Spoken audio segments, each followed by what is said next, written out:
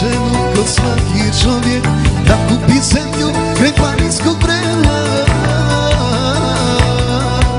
I štipik mali za rakiju i kućicu nakiraju sela. I štipik mali za rakiju i kućicu nakiraju sela. Petio momak u najljepše doba, želio je ženu, želio je dom. Najljepše dane u kućici maloj, želio joj da proživi s njom.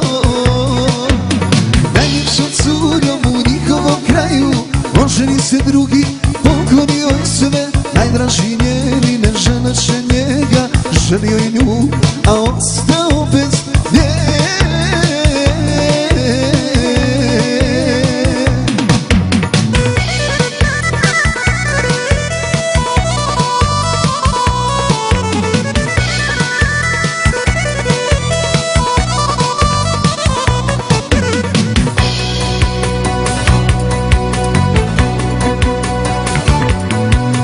Jednog je dana pred zore rane pozvao kuma i 10 ljudi.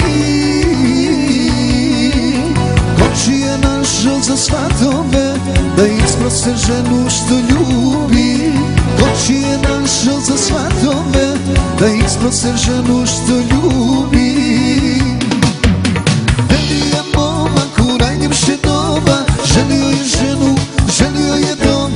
Najljepše dane u kućici maloj, želio je on da proživi s njom. Najljepšom curom u njihovom kraju, oženi se drugi, poklonio je sve. Najdraži njeni ne želeše njega, želio je nju, a ostao bez nje.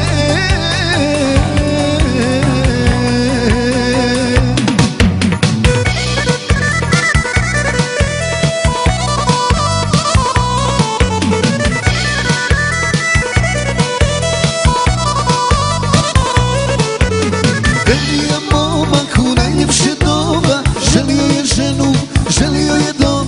Najljepše dane u kućici maloj, želio je on da proživi s njom.